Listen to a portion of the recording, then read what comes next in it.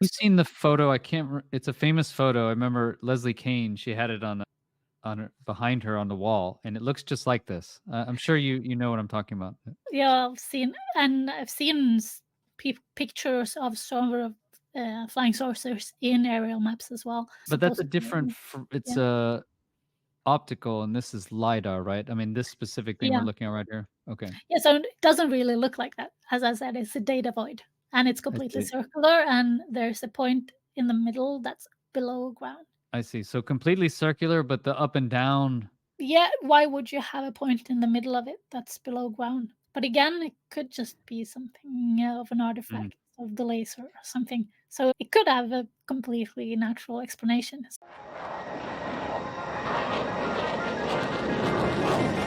Chris Lado, welcome to Lado Files. Okay, hello everyone. Welcome to Lato Files. I'm here with Marianne Fosheim. Marianne, she helps with Project Heston actually, and she's a project member there, and she actually uses her skills in 3D modeling and geographic information system software that we'll show in a second to help with mapping and triangulation of lidar data. And she has some really interesting photos here that we're going to go through just in a second. So, welcome, Marianne. Thanks for being here. Thank you, Chris. How are you doing today? Yeah. I'm fine. It's a beautiful day in Norway. Excellent. Okay. And so we'll go through these images and then why don't we just talk to the first one here to get it going, and then we'll ask a little bit about your background. Yeah, okay. So Okay. this is from Gudbrandsdalen in Norway, and it's actually the first one I found that was sort of anomalous. So what I was doing was that I watched the show Skinwalker Ranch, as I'm sure a lot of your listeners and viewers are familiar with. And what they do at Skinwalker Ranch is that some of their experiments is LiDAR data or photogrammetry data. So they see this kind of weird shape over the triangle at Skinwalker Ranch. And that sort of piqued my curiosity because Uh-huh. I can do that because my background is in uh, 3D modeling large terrains, and then we use point clouds from LiDAR data. So I thought, well, I know that Norway has a really big depository of LiDAR data. So if these are common, maybe I can find out what it is and how it looks.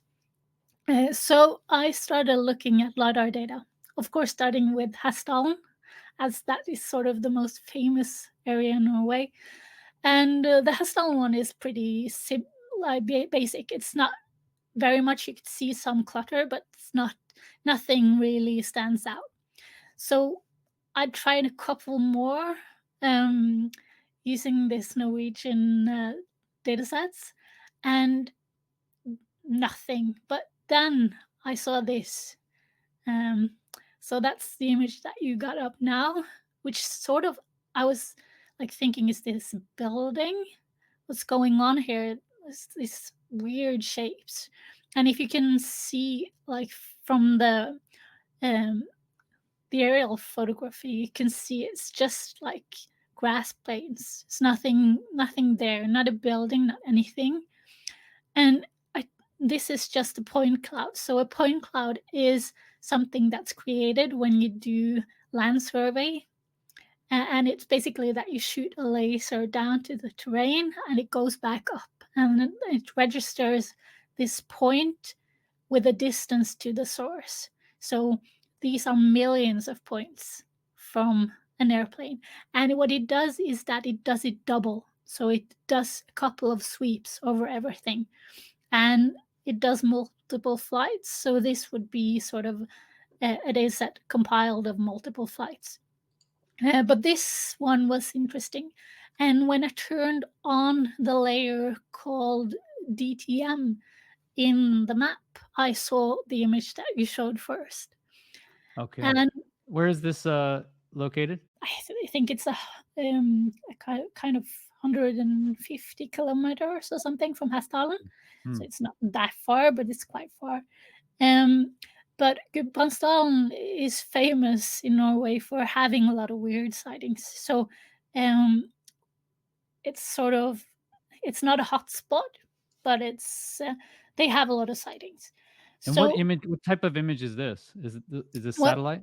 Yeah, the underlying photo is the satellite photo, not or Okay, an I see aerial here. photo. Yeah, so taken from an airplane, so it's not a satellite. It's more Okay. detailed. But the one over it, because in the Norwegian depository has this option that you can have what's called a DTM, a digital terrain model Hmm. overlay, Yes. and this is the overlay, and I made it sort of um, yeah, turned it off a little so it's opaque, so you can see sort of the aerial image underneath it, just to see where you're at in the terrain, if there's any buildings, anything to explain what it is. And it's what's called Hillshade. So it's sort of an artificial shaded terrain, and that sort of explains why it looks like it does. Because if you zoom in, it looks really like a flying saucer. Um, Huh.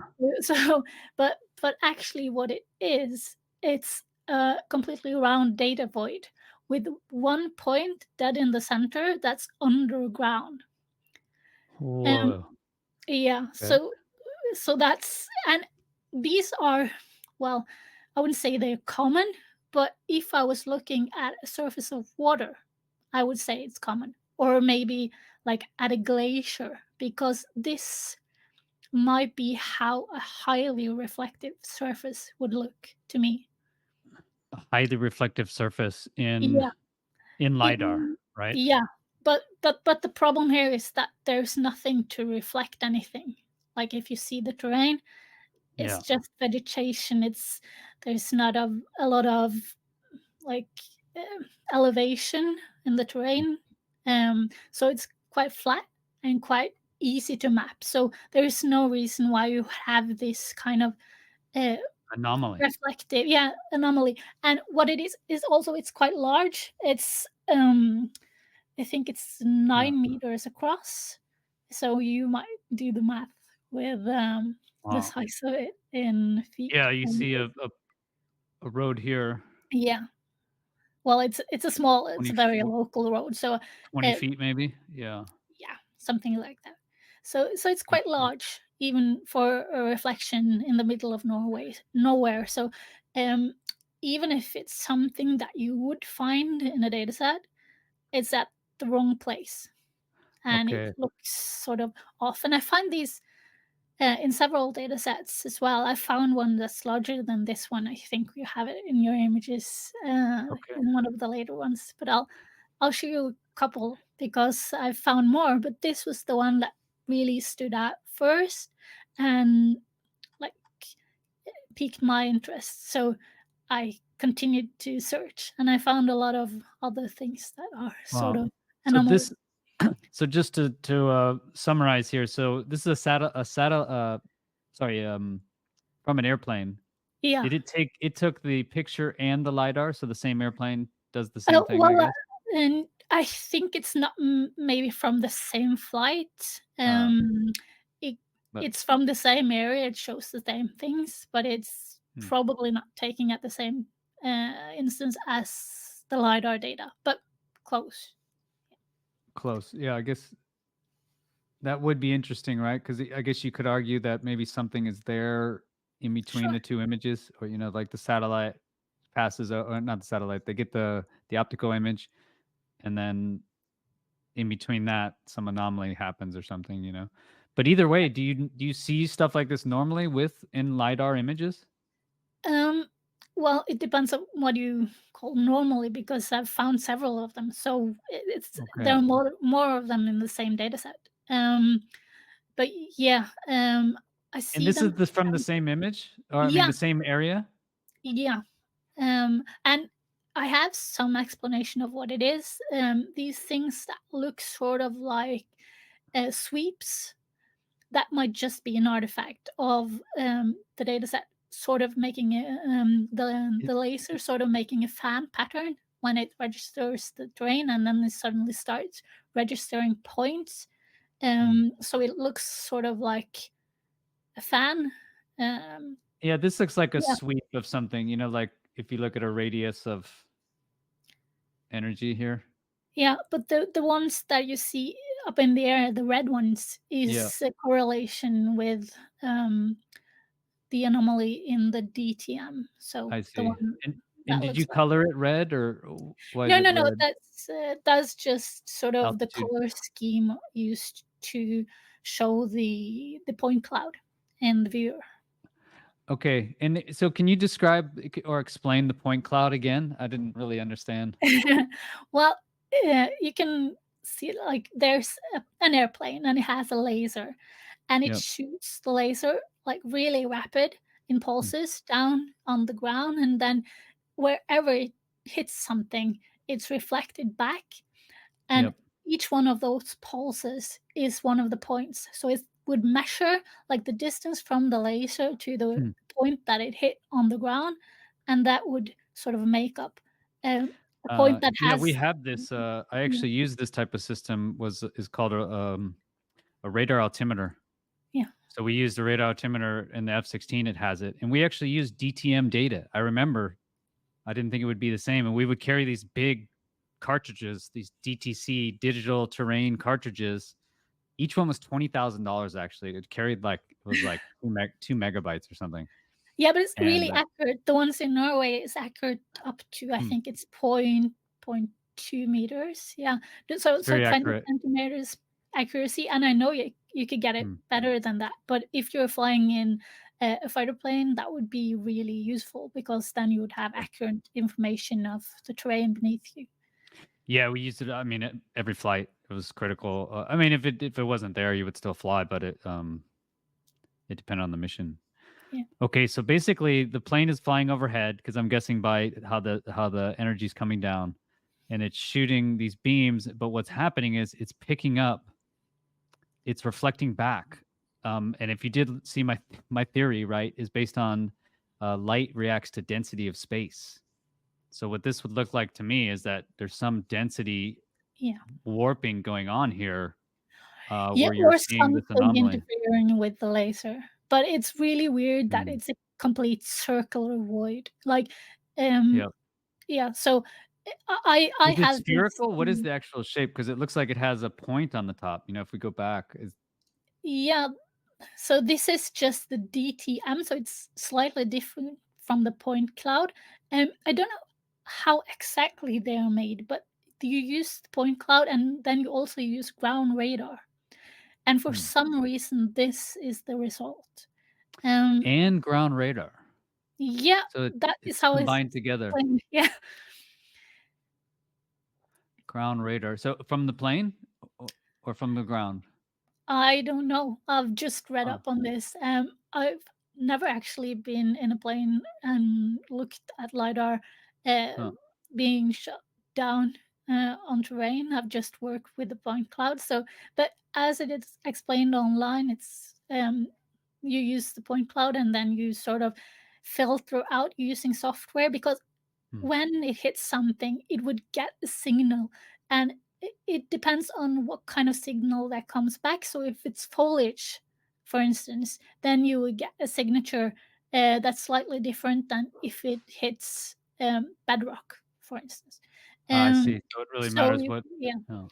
so you sort of sort all of the different points, clearing out like buildings and foliage, and the DTM is sort of everything that's left when you take out the foliage Wow, it's and so cool. objects. I mean, and yeah, based on the theory I presented, is this we should be expecting some sort of field reaction here. Yeah, or it could just be a glitch. Of course, it A could. glitch. Um, Yes, of course. Excellent. Let's see. um, Let's go to the next one then. Okay. yeah, Oh, it's the another same one. data set, same kind of thing. Yeah. Only here it's above some buildings. It's yeah, it's a couple of Okay. 100 meters away from the other one. Well, this is like reminds me of all the stories people say. Like I went outside and there's just this giant silver thing hovering above my house, making no sound. Yeah. Um, Um, I have no idea what it is, but here you can see it's beside a house, so you can see sort of the size. It's Yeah. There's like a shadow too, because here's the shape of the object, right? Yeah, but And then you that's can see where the light from the something is being yeah, blocked. no, not really, Oh, because it's just it's an artifact of the way I've presented it in the DTM has what you call Hillshade. So I think this is just like an artifact of the Hillshade viewer, sort of. so there's some weird light interactions going on. I'm surprised it's not a Yeah. sphere. I guess I would be curious why it would be more Yeah, angled and pointed like that. I don't know. It might just be a weird reflection. I don't know, maybe a roof that has a weird reflection, but it shows up like in weird places. Mm. So it might be completely natural, but you can see there's nothing else around here that shows Yeah. up like that. So it's curious, and I, Mm. as I say in my videos online, and I'll say it here as well. If anyone has some sort of explanation for what it might be, please Mm. get in touch. I'd love to have some theories. I'll explain. We are researching this with the SCU, the Scientific Coalition for UAP Studies, and we have some theories, and we're doing some research. I'll if you go through the anomalies first, I'll explain why we're doing what we're doing. So this Okay. is the largest one I found. This is, if I'm not mistaken, like 30 meters across or something, maybe more. No, Okay. 90 meters across is it? 90 Um, meters. yeah. Wow. And Yeah, I it's used to hear much bigger. yeah, and this is a hydro plant, a Norwegian hydro plant, and you see there's two of them, one big and one small. The hydro plant or the No, no, here, the anomalies. the So anomaly. You're right, yes, here, right? yeah, and that's I'll often see two or more. So you'll often see more than one. Yeah, I think I never seen one that hasn't got a smaller one right next to it. Really? Okay. Yeah, So that last one had a smaller one or maybe yeah. not in that image? No, no, no. It's in the image. It's Oh, it just is? a lot smaller. Yeah, Can we see it? I'm curious now because yeah, that's sure. pretty interesting. This Well, one as well, well, this yeah? one is further away. Yeah. So the first one I was thinking Okay, about. yeah, let's Yeah, go to the first one. I'm just curious yeah. You can see it. if I can is this it? Yeah, Right here? yeah. Okay. It's So much there would smaller. be, yeah, but this one, like this, the one down, like the second one, Yeah. the one with the house or Yep. the buildings, there were several of them. So that's why I don't have, like, I just took the biggest one, but there are Yes. maybe tens of them. Yeah, Okay, so there's usually multiple, and are they usually like this? There's a big one and yeah, then a small one? yeah. That would be typical. Wow, that's interesting. And Yeah, wow. And is it and I just have one no pulse? Like when the LiDAR goes by, it's just like it gets one image, or can you no. get multiple? Like we had multi-band. Yeah, you could get, yeah, I'll explain that better when we come to the triangle one. Okay. Yeah, so yeah, Aha. because this one nearly made me fall off my chair. Um, Oh. yeah, so what happens when you do like the LiDAR sweeps with the laser is that it goes two times or multiple, if you're doing multiple sweeps from different flights, but it's always doing a couple of sweeps. And if it was a plane, if you're looking at your fighter jet, you would see two planes with a distance apart. Um, so this one is interesting because it appears to be stationary, like it's a perfect triangle, or the sides are not the same, but it's Mm. almost perfect. Um, and there are two of them. There are a smaller triangle on top of the big one, which would be weird if it was just like sort of a reflection of the terrain or something. Mm. I did play around because it's quite. It, it could just be an accident, I thought, as first, because you could have like the top of it being the flight path, and you could have the second side being the angle of the laser, Mm. and then it would be quite easy to make a triangle. It would be like um, not that difficult a If the shape to plane make. was like right here, so then you Yeah, have one. Yeah. yeah. But then why the smaller one on top? Because wouldn't that align with the flight path as well? When you say small one on top, are you meaning specifically this one here? Yeah, because it's like a smaller triangle on top of a bigger one, and there's a distance between them. They are not like, I see. There's a distance in yeah, away sure. from us, is what you're saying. Yeah, so it's on top of it, and there's sort of a gap between the big one and the small one.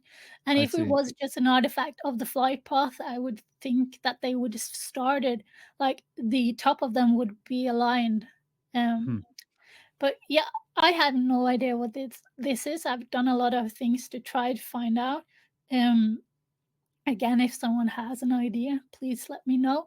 But um, it's big.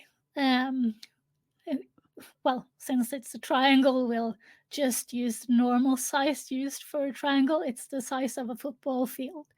Huh.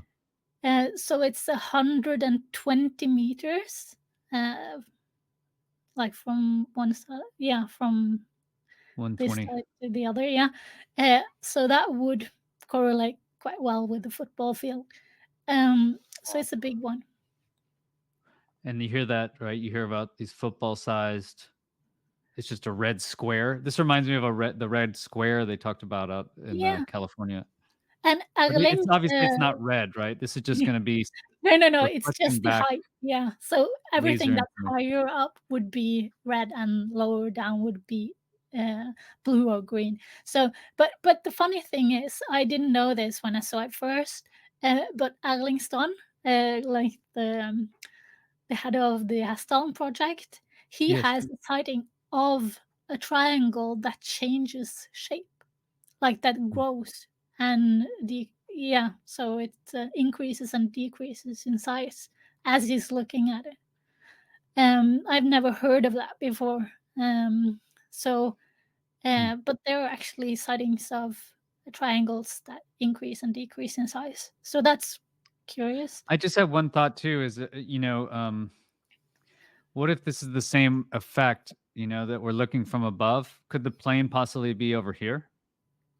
Meaning, you remember Yeah. that, like it formed like a weird triangle thing that we're looking at? Yeah, I don't know. I'm thinking just maybe as a Well, just giving an it's idea. actually easy to know where the plane is because we Hmm. have the flight path. So we can know where the plane is. We know the rough altitude of the plane, and we can know by Okay, that. so you do know the plane's location. So I guess I'd be really curious to know the geometry of the plane related to the triangle. I think that would be Sure. next. But yeah, obviously, if anyone knows what this lidar, what these anomalies are, man, that's so cool. Yeah, and there are several of them. I've on my YouTube channel. I've made a compilation of different And triangles I and. did your videos amazing. So if anyone wants to actually learn how to go and check this information, because this data is all online, so you can look Yeah, all yeah, across America, right? I saw that, and then through Europe. Um, yeah, so this might be a good time to talk about where you can find it because LiDAR data is available for multiple sites. So if you're in Norway, you're pretty lucky because we have a really good depository called Heyde Data. It's free and it's really good for looking both at the point clouds but also at the GTM models and getting sort of different sort of hillshade options and stuff. But you have a good one in the US as well. It's USGS, like the US Geological Survey has a site. Just Google USGS and LiDAR data, and you'll find it. And New Zealand got a pretty good one, and I'm guessing a lot of countries have LiDAR data. Yeah. is this one that works? Well, It I don't seems know, not but to. I would use Yeah, there we USGS go. LiDAR, and then yeah, that one. What is lidar data, and where can I download it? Where Yeah, are and the Explorer map. So that one under the one that you and just. this one's also good. Well, Cool. yeah, it's what's the problem with the US data is that the data sets are quite large, so it's Mm, sort of yeah. and they use this sort of different sort of color coding for looking at it, but that's all possible to like you can have different ways of looking at it, different shading. So yeah, and it's good, and you can download it if you interested in a particular part of. But there's a lot of clutter in the Mm. US datasets. So some of them, I was not used to seeing this, but there seems to be like these. They look like roads, like these stripes going across the terrain in the US datasets. And I Mm. think it's just that they use a sort of different translator, so there's more sort of um, clutter. Mm. And is Uh, this what you, if you know, is this what's used underwater? You know, when we see these kind no, of that's images underwater? yeah. They have datasets for underwater as well. In Norway, it's quite good. So yeah, I'm familiar with their correlations with that kind of data you could get underwater. But if they use Mm. laser underwater, I'm not sure. I I don't think know. they use multi-beam sonar. That's what Yeah. they use. And laser probably doesn't work well underwater. No, I wouldn't think so because um, there are several problems with lasers underwater. Okay. And let's see what. Yeah, So wow, look this at is this. Oh, yeah, that's what you're talking about. Maybe the striations. yeah, because it seems to be sort of correlating with the lines that you can see, which are the sweeps, but it's not perfect. So Hmm. it's close to, but it's not perfect. So I've tried to look at it more closely in software like Unreal Engine has a really good import Mm. option for LiDAR point clouds. It's really simple. Anyone should be able to do it. And also something called QGIS, which is also free software that you can use to look at these kind of data sets, sorting it on sort of return values, stuff like that. Oh. So Where was this taken? no, it's the same one. It's just using a different sort of viewpoint. So Oh, it's the okay. same one. So this is the triangle. Yeah, Wow. it's the same. And okay, so this is the same data but shown in a different manner. Yeah, this is sort of not the DTM, but the DSM, I think it's called in English. In Norwegian, it's DOM. It's just the point cloud looking from above and Okay. using this kind of Hillshade option for looking at it. Wow. I mean, yeah. I hope someone Isn't who. it? So it's like What it's is it? Is this a known anomaly of lidar? You know. no, no, no. I've never. Or I've seen a No. couple, but I've looked at really a lot of I've thousands of data sets. So no, it's not common, but it's not unique. Yeah, So it's unique then, according to yeah. your experience. It's Wow. my favorite one because it's so striking in how it looks. Wow. And yeah, it's really long compared to. Yeah, that's maybe also how you're looking at it because it's sort of Mm. distorted when you look at it from above because it's tilted. It's not. Mm, Um, I see. Yeah, the yeah, plane is. The chances are it's not right underneath the plane. yeah, and it's sort of at an angle. Yeah, I think that would also be interesting. Where is the plane in relation to this? You know, I'd Yeah, be you really can. interested in I, understanding the I geometry. did take. Yeah, you can see that in the viewer, the Norwegian viewer. You can. There's an Cool. option for having 5 paths Okay. on the map, so you can see where it is. Um, so it's I close wonder if to. the US data has been looked at, or it's probably Well, too I've much. tried to look at it. The first one was, of course, Catalina Island. Hmm. Needed to do that, and then Skinwalker Ranch. I've Hmm. used several hours just to find where Skinwalker Ranch was and see if I could see anything. So spoiler Any luck alert, I or? didn't find much, but yeah, No. Excellent. So what's this one then? yeah, this is also a weird one. It could just be like the sweeps, but why would they sort of turn up at exactly the same altitude in multiple of the sweeps? Yeah, so that's just a weird shape, really. Um, Yeah, this really looks like the plane's right here, yeah, yeah, there and are lots of things. Yeah, but you're right. Like, but why would it be here even? It's obviously an anomaly, and the question is, what's causing it, right? yeah. That's. So it could just be something with Mm. the software, could be something with the radar.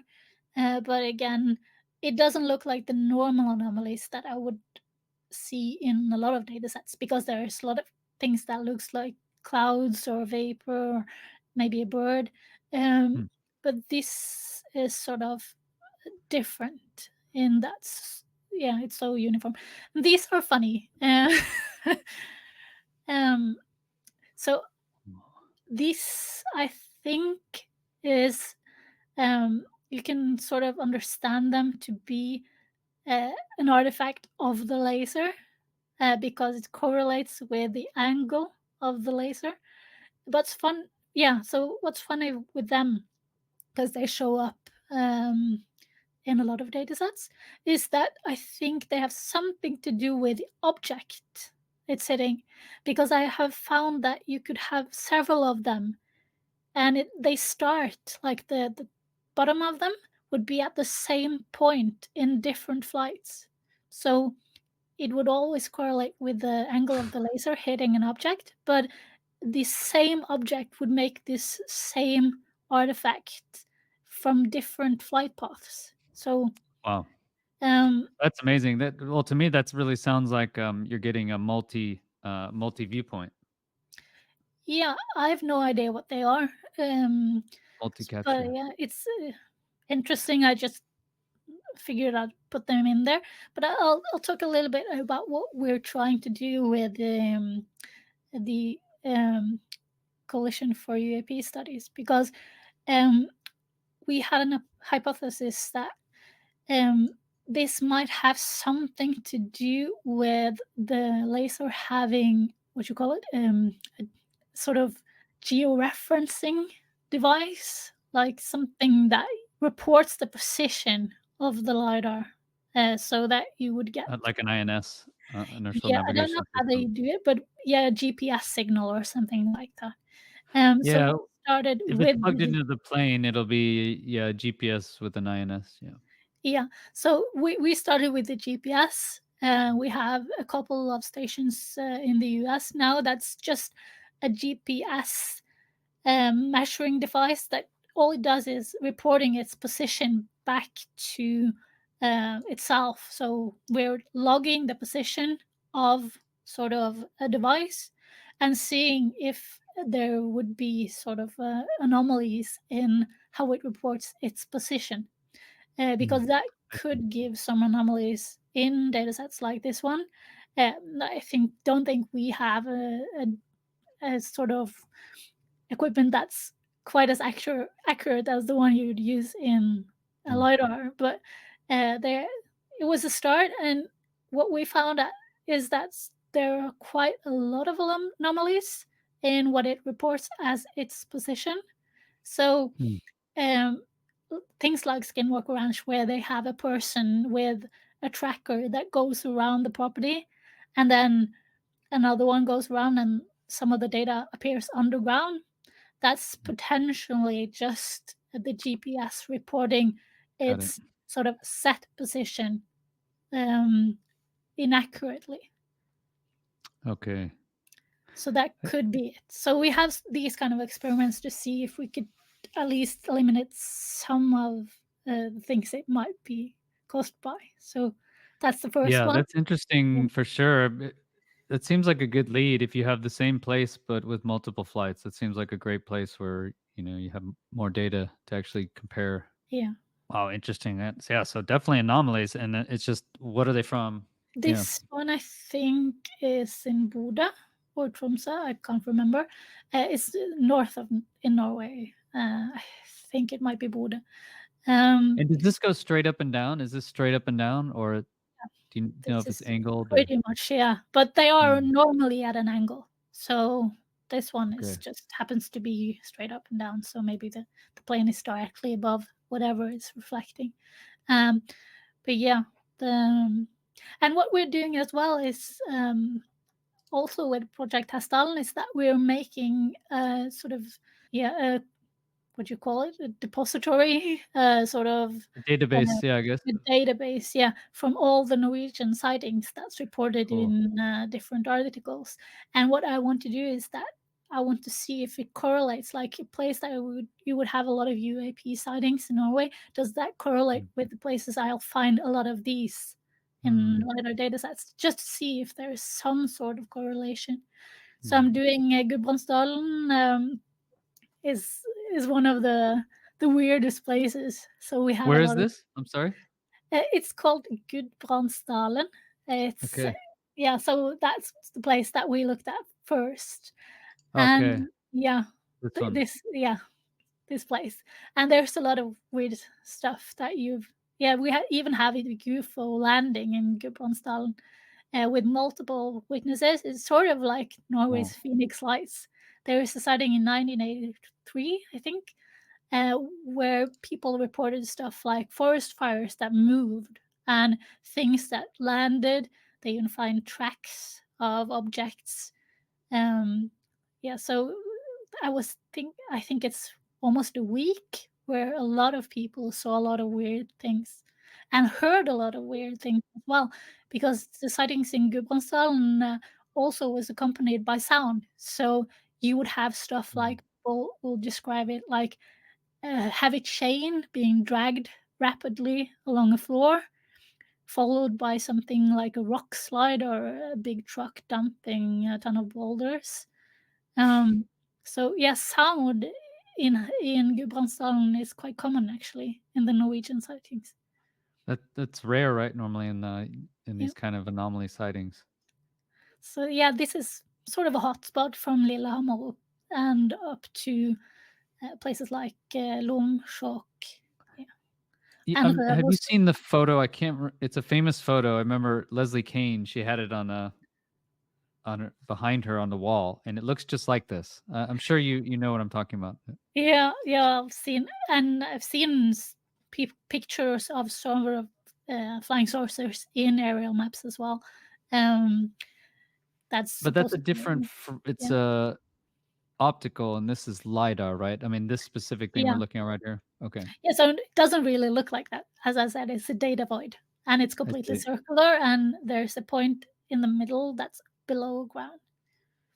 I see. So completely circular, but the up and down Yeah, is it's different. yeah, why would you have a point in the middle of it that's below ground? But again, it could just be something of an Mm. artifact of the laser or something. So it could have a completely natural explanation. So it would be fun to see what we find if there is actually a correlation between these sort of hotspots in lidar and hotspots in actual Mm. sightings. That might I be did a just way. have a random idea. If you take a circle, a sphere, right, a sphere, and then you apply the gravity of Earth on it, maybe it would change it. Yeah, or Squeeze it it could down, just compress your sphere into like I don't why would it go into a triangle though? I can't understand that. well, I don't know. A cone. Maybe it's just like it's hitting something that's not returning or blocking out the rays from the lidar. Um, Mm, and then, but it's sort of like it gives back something because this is potentially something that could manipulate the lidar as well. So could it I be don't like a know. ranging thing, like a lens element? Could be. Absolutely. And but Mm, what's exciting going forward is that you have these lidars for autonomous vehicles. So you have an yeah, active lidar, mm, something that you could mount on, say, a bridge or a point that's like a mountainside or something, and then it would sort of fan out. So whatever's far away would be sort of low res, and everything that's close would be high res, but mm. you would get a picture. And my dream is to see if something moves, because if you have one of these in lidar and you can actually see them moving, then you know it's not an artifact or Yes. yeah, just a reflection or something. Yeah, that would be amazing. I know Magnus mentioned he would love to get lidar up at Heston. I didn't know why, but this makes total sense. So it's Yeah. more, I guess, more accurate radar, I guess, or Yeah, and I it's think if lower these are things that that are cloaking, because lidar doesn't use visible light in the same Yeah. way that our eyes does, so it uses a different kind of light, and then maybe that's not what they're cloaking from. So maybe you could see stuff. Uh, I don't know why, but it really looks like galaxy lensing to me. If yeah, you look, because if the sun is coming from over here, maybe what we're actually seeing is the below the object light waves. Again, I'm just throwing spitballs here, but that's kind of what it looks like to me. yeah, Well, Well, excellent, Marianne. Thank you so much for your time. And these are amazing photos, amazing anomalies. I think I didn't know about it. Very happy to learn about lidar. And then I'd ask the audience really go check out Marianne's YouTube. She has a, some good videos on there. Really, just very detailed. Show you exactly what you need to do to try and find this information. So, is there anything else, Marianne, you want to say that to the audience? No, it's just what I said. If you have any ideas and if you want to learn more of how to do this, where to find it, get in touch, look at the videos. I'll try to provide stuff. Just have fun with it. Again, we don't have any idea what this is, and it might just be a Mm, glitch. But it's sort of curious, and that's why we want to look into it and try to find out what's happening, um, if there is a good explanation. And maybe it's a tool. I've tried to make these projects that are looking into UIP use LIDAR because I think it would be sort of, mm, it would make sense. But of course, it's really expensive equipment. But I think if mm, you're a serious scientist looking into UIP, I would highly recommend LIDAR as a sort of part of the toolbox. mm. Okay. Well, excellent. It's exciting stuff. Hope everyone enjoyed it, and thank you, Marianne. I'll be up in Norway in a few weeks, Yes, you. so that'll be exciting. We'll Yes. see what we pull up. And thanks for all your work. Thanks to everybody at Project Heston. Uh, yeah, I love all the energy and the motivation and the action. Right, you guys are out there actually looking at data, thinking about actual scientific ways to figure out what these anomalies are, and that's really how we learn. Right, is the anomalies when it doesn't fit our fit. That's how I found the breakthroughs. I just looked at where were the anomalies that we can't explain, and I think that's really where we make the breakthrough. So thanks for your time, Marianne. Have a great day. Thank you, Chris. Bye.